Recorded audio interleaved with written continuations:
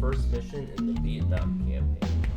So, as I was mentioning earlier, I guess we'll just go over everyone here. Here's Baltics and Egypt are both ATF campaigns. The Kuril Islands, Ukraine and Vietnam are USNF 97 campaigns, and then Russia is again an ATF campaign. But we'll be starting with Vietnam and going through these chronologically. So let's create our pilot.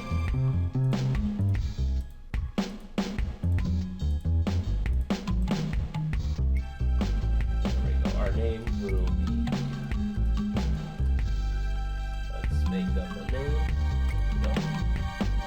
Our call sign will be Splinter. Now, the neat feature about this game, or at least I always thought was neat, is if you choose one of these pre-made call signs, what it will actually do is there's certain lines in game, such as when the carrier gives you permission to land, and it will actually, they'll actually have dialogue for the call sign. You know, there'll be Rebel, cleared to land, or RIP, cleared to land. But if you can still enter your own, the only downside is instead of inserting the call sign, the pre-programmed call sign, it'll just be clear to land, which isn't a huge deal, but we'll be starting out as a second lieutenant, and we can change the art that appears on our plane. So we go. Let's take a look at what we got.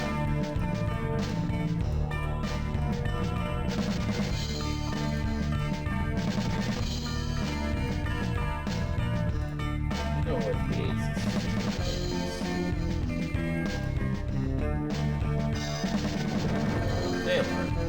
And these actually do change in your aircraft too.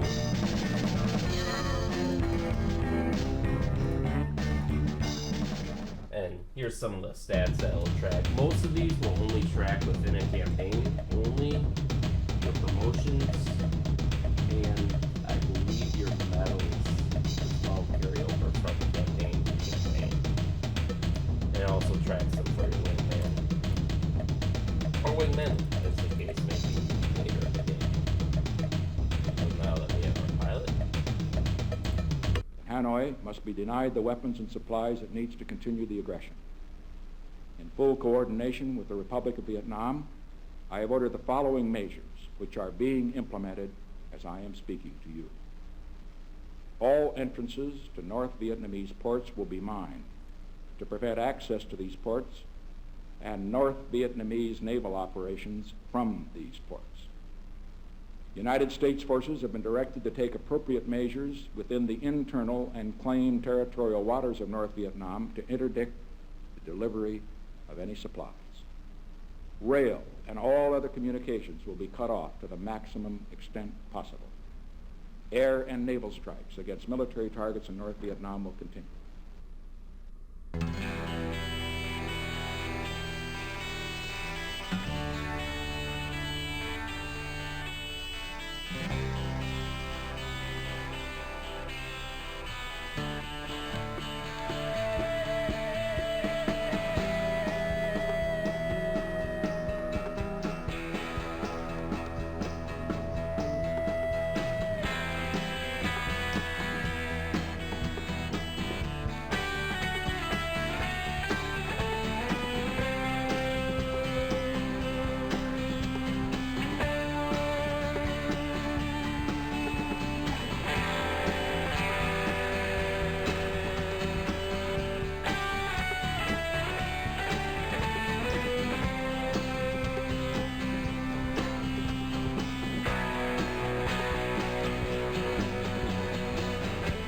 We shall do whatever is required to safeguard American lives and American honor.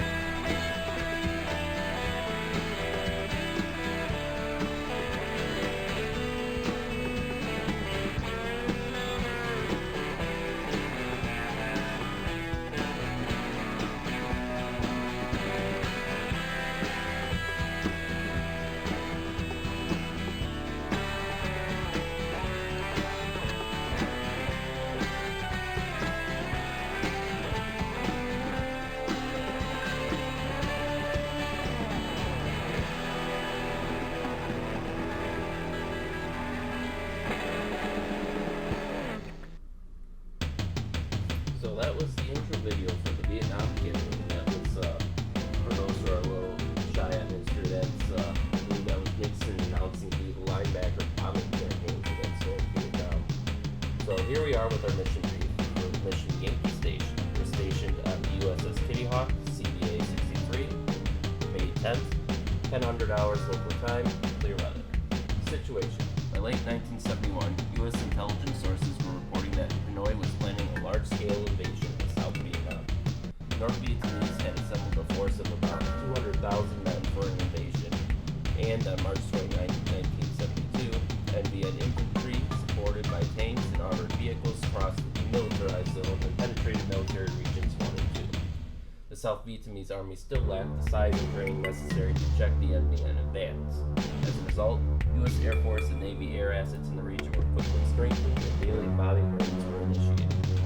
On May 8th, President Nixon suspended all negotiations with Hanoi and authorized the launching of Operation Linebacker. The operation represented a more aggressive use of air power. Bastards have never been bombed like they're going to be bombed this time, said Nixon. North Vietnamese ports were mined for the first time, and airstrikes above the 20th parallel were sanctioned. Bridges were destroyed, as well as fuel dumps, warehouses, marshalling yards, vehicles, and power plants. Mission objective. On May 10th, U.S. Navy aircraft attacked North Vietnamese lines of communications over the harbor city of Hai Phong. The North Vietnamese met the attacks with typical heavy air defense support and an unusually high number of MiG interceptors. This result was the most intense air-to-air combat of the war to date. In this mission, you provide cover for a strike force attack storage facilities outside of Hai Phong. The package consists of A-6 bombers supported by A-7 flak and SAM suppressors. Destroy any MiGs that attempt to interfere with the raid, keeping in mind that long-range ground control radar and Soviet trawlers always provide NVN forces with ample warning of any U.S. strike. Even out for MiGs attempting shoot-and-scoot attacks from the rear quarters. Order of battle. Recommended aircraft, F-4J. Recommended weapons, AIM-7E, AIM-9B. Threat suppression data. Ground opposition, SA-2s, KS-19s, KS-12s. Air opposition, MiG-21s, MiG-17s. So, now we go on to the map, and we can see the strike package here. And we can change, we can't change, well, maybe it will let us. I think we're technically not supposed to be able to change the waypoints of the other aircraft, but we can change our own. There's generally no reason to, as they typically put you right by the objectives that you have to deal with. So you can see you're going to hit the strike, and then we're going to come back down here and land on the takeoff.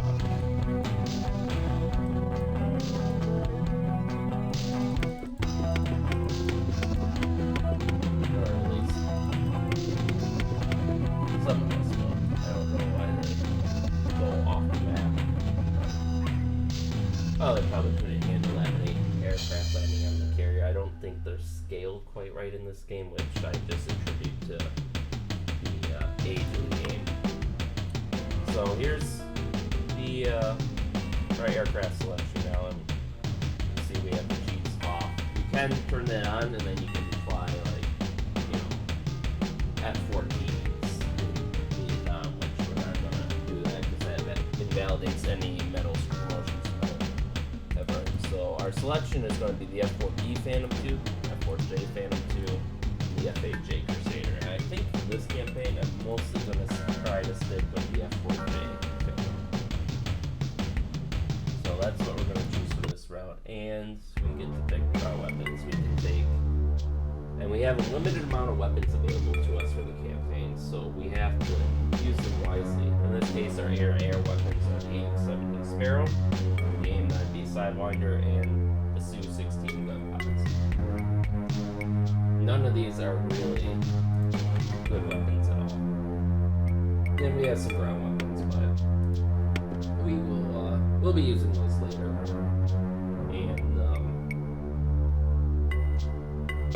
And one nice thing though is if you go out with a full load and you don't use everything, anything you end the mission with is returned to the weapon. So that is nice. So and I think this is for multiple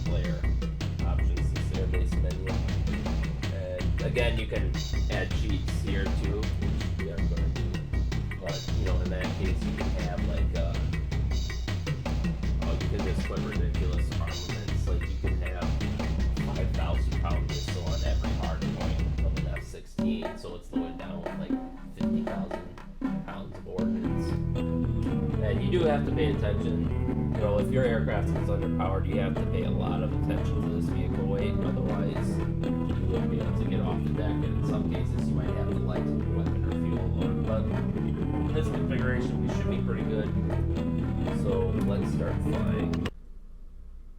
Now, to start off with the, there's a couple of different damage modes. So let's turn that off. We love screen shaking.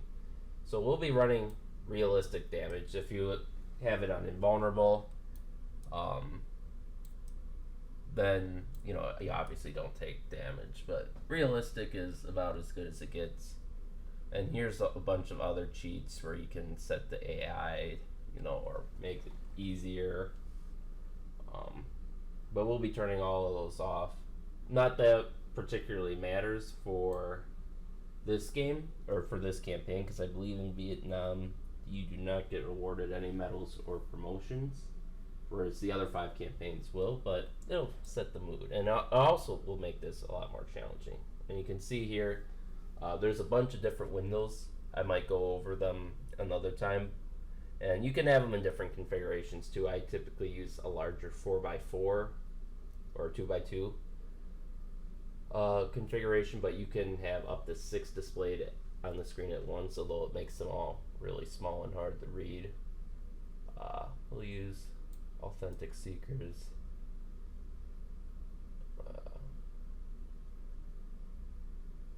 Do that, and then make sure the graphics are maxed out for whatever that's worth. But we'll see. We do have a wingman. Here's our radar. We do get to see our enemies, so that's something I will be playing with. And it's a little unfair because if you read the rules of engagement for the rules of engagement for Vietnam, they had some ridiculous rules of engagement. You know, like we wouldn't even be able to fire on enemy until you visually identify them. And right now we're just doing. He's at 9 o'clock slow. Oh, heading away. Let's get this guy. Yeah. Up the full head. Your way. And that's We've got him now.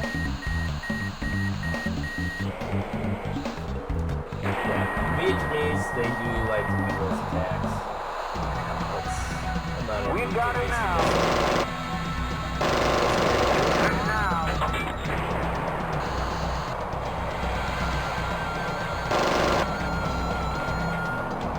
We've got him now. Oh, yeah. Contact, 821. You're 9 o'clock, 3 miles. Please advise. So now let's find another way.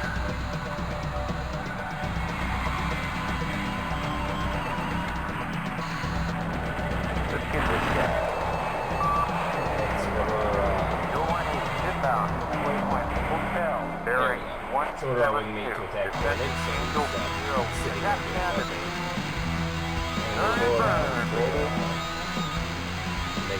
now you can see why I chose the F4 Phantom, or the F4 Main, for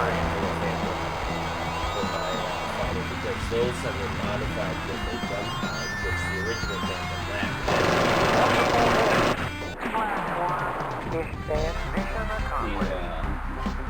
The missiles in this game are unreliable at best. So that's why we're going to take that. We'll have an example of that now. So we're outside visual range. Okay, we're going to try firing this barrel. And the odds are it will miss because the missile electronics of this day and age. Oh! We got a hit. Well, we're not going to try our luck to go for double win. We're just going to go for a play on this guy. What they and he's done for, so now proceed to waypoint golf.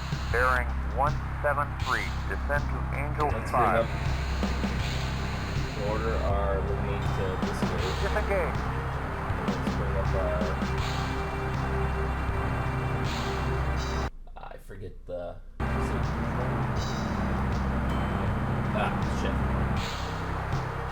So I guess that would be a good time to go through when we wait to return to base. So this is your flight envelope. Anyone who's an experienced pilot, which unfortunately I'm not, will can tell you exactly what this means. But I think it just shows, like the I think it's the amount of G's you can pull at certain speeds and altitudes. Although I'd have to double check that to be sure. But that basically gives you an indication of what you can do at what speeds and what altitude. I do believe. 2 is not coming up, so I don't know what that is exactly. 3, you can have another, set another view to 3. Not going to use that. 4, I think, is targeting. 5 is, that's a radar warning receiver. That basically means if someone's radar is on and it's hitting us, they'll show up here. And in this era, all we would be able to get is a direction, but I think in more modern times you might be able, depending on the systems on your aircraft, you could tell, what type of radar was pinging you, whether it was a flat nose, or I don't know if that's the name of an actual radar, but you could tell what type of radar by that to at least narrow down, if not outright, the platform that's making it. What else do we have here? Here's our waypoint. One, let me just, there's systems, yeah. So I'll disable the cargo view. This one shows our weapons remaining, and as you may have noticed, I do believe the cannon fire rates have been significantly reduced in this game. In real life, this might be enough ammo for like, I don't know, 10 to 20 seconds of fire, and we were certainly firing a bit longer than that. It's also gives you the chassis that are remaining.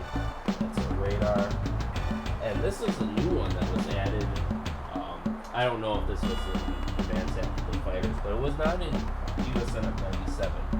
And this shows your radar cross-section, which generally isn't going to be of too much use, but it'll be very useful in some missions, mostly in the APF campaign. But since we're not a self-fighter, we don't really need to worry about it. So right now we're just returning the ship, and this gives us a bit of a chance to talk about the different fighters we're going to face. Now in this war, the U.S. faced primarily the MiG-17. I believe we also faced the MiG-19, but the game doesn't populate ships. But the MiG-17, which we'll see more of later, is going to be... It's a very basic fighter. It's more like an improved Korea warrior fighter. It's got a couple cannons and those, I think 2.3mm cannons.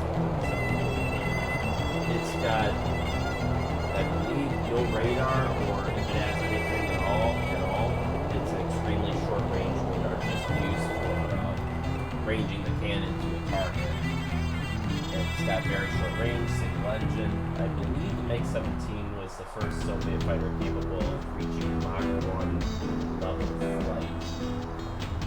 Although it may have been really good. But I think it was the MiG-17. And generally, compared to the F4, you see we have a radar, track while scan, and range while scan modes.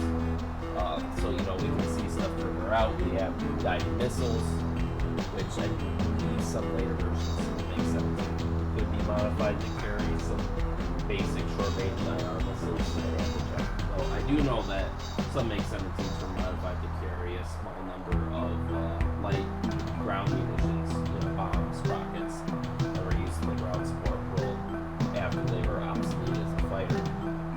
So on paper, the F4 should easily be able to dominate the MiG-17, but again, going back to the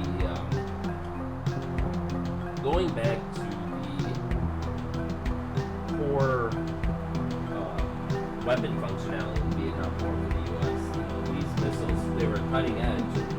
They were the future, but the U.S. embraced the future a little too early, so that led to the mistake of the F-4B Phantom of Omni Cannon. And what they noticed is since the F-4 was basically designed to be a truck, it would load up with anti-air missiles like the Sparrow. It was designed to carry out at fast speeds to intercept Soviet bombers that would have threatened U.S. carrier strike groups with cruise missiles. So it was, you know, the idea was to get in the air, get into the bombers as quickly as possible, launch all the missiles, then bring it back around so you can fill it back up and send it back out. And in designing for that speed, Mach 2 Plus, they some of the design compromised ability. So between the poor technology and the terrible rules of engagement, they couldn't use those missiles to their advantage, and when they were able to use missiles, they generally didn't function. For example, the Sparrow generally, I think, has a hit to kill ratio of 10-ish. They were engaging well within, you know, they were basically launching these at visual range, and I think the optimal range, not that it performs that much better, is around 10 to 20 miles maybe. And, you know, so Americans would open up with their missiles, all the missiles would miss, they close to the AIM-9B Sidewinder, and that's another missile that was one of the first generation Sidewinder missiles, and it was better than nothing in a dogfight, but not by much. So what you'd see is, it was a rear aspect missile, meaning because it was heat seeking in an early one of that, so you could only use it if attacking from the rear of an aircraft, because it had to lock onto that engine exhaust directly. You could not launch it when it was flying if the sun was in your field of vision, because it would stray off towards the sun. You could not launch it if there was a pool reflecting, like a lake or something, reflecting sunlight in your field of vision, because it would lock onto that too. In addition, it has in this game it models a rather large minimum distance at which the missile won't arm and lock onto its target. And on top of that, you can't launch it when doing a hard turn, which you're going to be doing dogfights a lot. And I don't think there was a speed restriction, but I could be wrong. So you can see there was a lot of restrictions on when you could actually use this weapon. And you might get to see that later, you know, that the game just flat out will, like, you know, we'll lose the lock on the target if we have a bad firing solution. And again, it's better than nothing, but not by much when you can't use it half the time. So that really stemming the early F-4B Phantoms, because, you know, if they can't use the missiles, or if the missiles are all missing by the time they go to the gun range, they have nothing left to shoot with, and they're facing an enemy that can outmaneuver. So that's what led to the F-4J Phantom. What they did was they redesigned it a little bit to enhance maneuverability, and then they also added a gun pod, so that way the Phantoms would have a last resort should all the missiles fail or miss or be unable to be launched. And Vietnam actually led to the creation of what many people know as Top Gun, the Miramar fighter training school, which still exists to this day. And you can see all the results. So we're going to switch our radar to Andrew. Okay, you can see here on our RWR, it quotes something. I was alluding to this earlier, but it quotes the radar signals based on in the broad category. So in this case, Diamond, empty Diamond is a friendly aircraft. An empty square is a friendly ship or land structure, facility, vehicle, what have you. And then if a field diamond is an enemy aircraft and a field square is enemy structure, vehicle, ship, what have you. So if we actually look off to the left and right, you can see. Yeah, we're too far back. But yeah, so this conflict, you U.S. after Korea got really overconfident in their fighter pilot abilities, and well, not even that, they were confident that technology would just make dogfighting an obsolete technique. Even today, it's still somewhat useful with the way things engage. So, it was a really good thing that they established an advanced fighter pilot training school. But we'll probably get more into the tactics of the U.S. and the Northeast Minnesota. What we faced was the MiG-21 today, and that's a more modern interceptor. It's still a little bit Proceed to waypoint golf. older Bearing than the 35. F4 Descend to Phantom. Angel 5. We'll take over the control here. So while they land. And so the MiG-21 single engine, it's designed as an interceptor.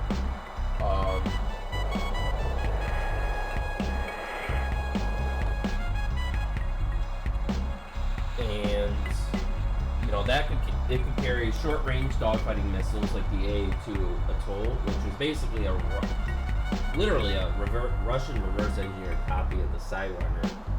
What happens? We gave some Sidewinders to Taiwan or Republic of China, whichever you prefer, back in the late 50s, and they engaged some Chinese MiGs with those Sidewinders, and one failed to detonate and ended up lodged in the fuselage of the MiG-17, and they managed to bring it back to base, China gave it to Russia, and they quickly reverse-engineered an almost exact copy. Proceed to waypoint Hotel. Bearing 5. Descend to Angel 0.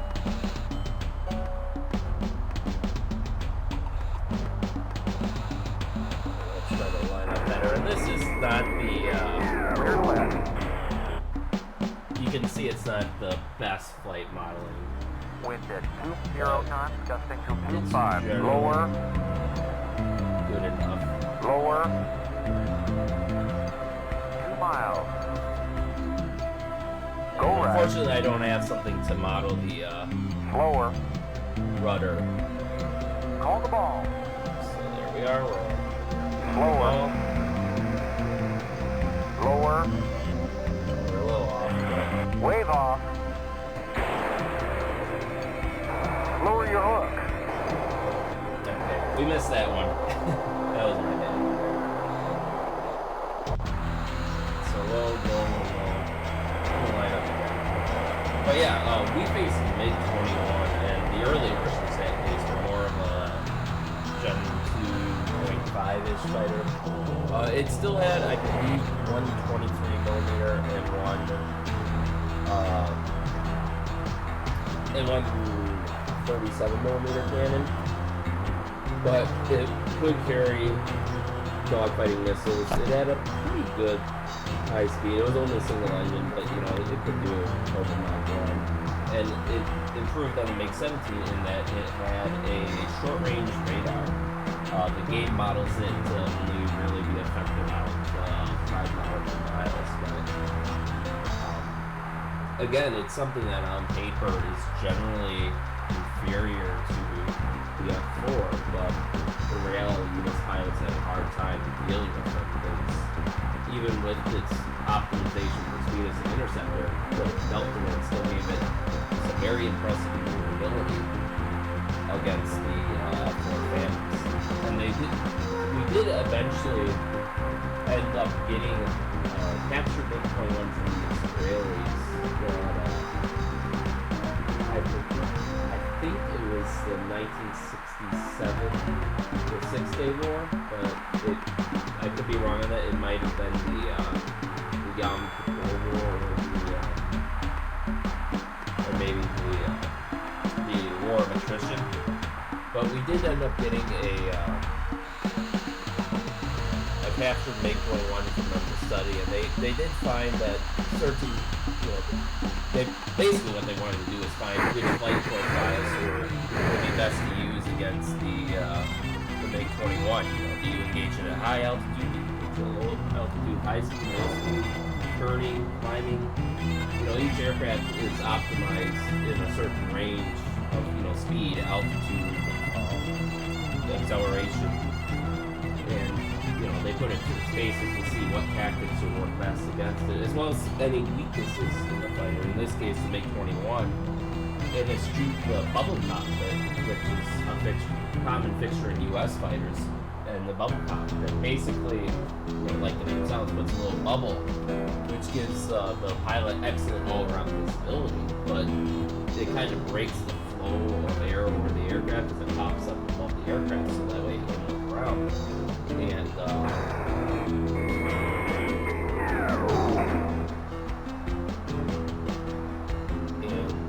what they found is that for the MiG-21, they didn't go with the bubble cockpit. They chose a cockpit that 4 miles. that basically fit well with the design of the aircraft, so that way air would would not be as heated as much. And so if you were behind a MiG, 3 miles. I think especially if you're behind and below, he could not see you. And so they found that if he couldn't see you, they would perform a certain maneuver in order to try to get some visibility. They kind of wiggle back and forth. 2 miles. Slower. Slower. Lower. And so a lot of that eventually ended up helping U.S. tactics during the war. 1 mile. Lower. On the ball.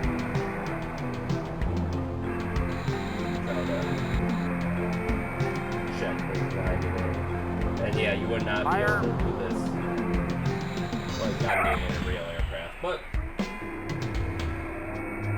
yeah, I got an unsafe landing rating there, which is why I do these landings. Because part of it is just to get good, but part of it is if you concentrate on reality, you can let the autopilot handle all your landings in this game. It'll score 50% every time, and you'll see that our wingman consistently gets a 15%, or I'm sorry, a 15%. And in this case, I'll probably score less than that because it was considered an unsafe landing. I didn't have my descent rate very good there, and as you can see, the engine's a lot more reactive in this game than in real life, where you probably have to wait at least a couple seconds to feel the kick of, the afterburner kicking in and whatnot. So, yeah, you can drive around on the decorator, which is kind of fun. I'll try to park it, but it can be a little hard to do sometimes in this game. So.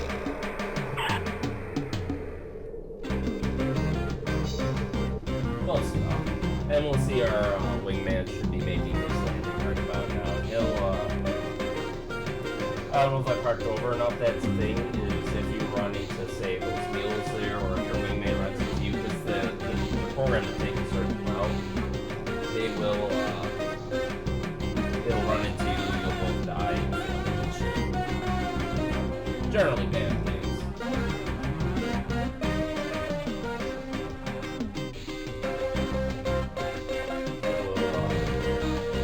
Speed up time a little bit. There it is. So now you can see how the landing should have been done.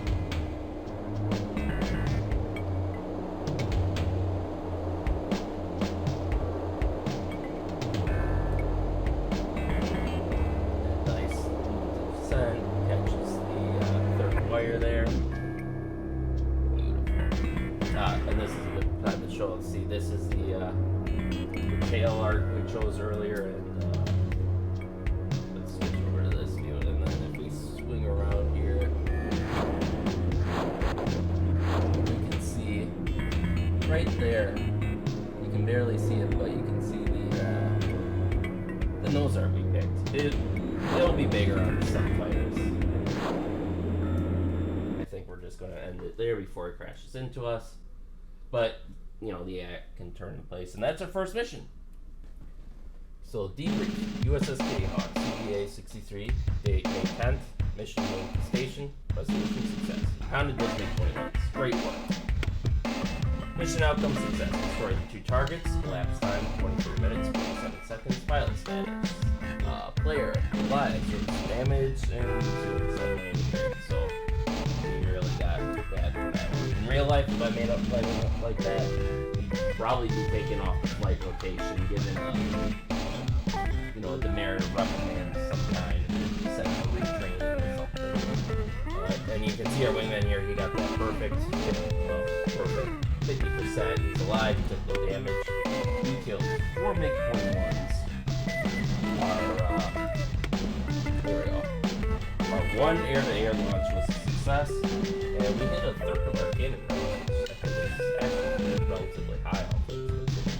This number of parentheses, I'm not sure exactly what it is. I think for missiles, it's the damage dealt. And I don't know if that's the same for guns, or if that's rounds fired. Because either of those would make sense in this case.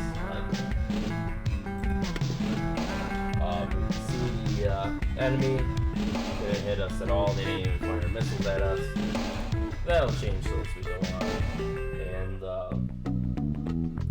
so we'll accept those results. Now every aircraft is going to take a little bit of damage just when it's rest flying. So every time we fly, we'll need 10 hours of repair.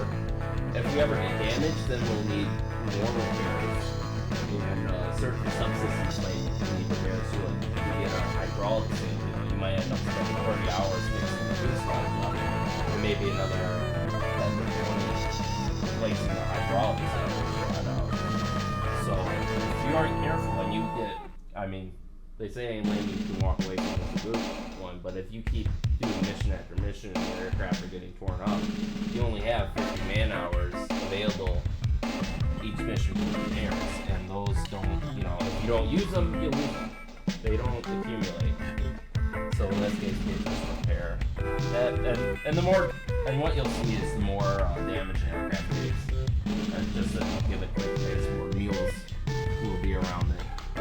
We only have to repair the basic stuff, and that'll be it for this Let's Play. So thank you for watching, and we'll see you next time.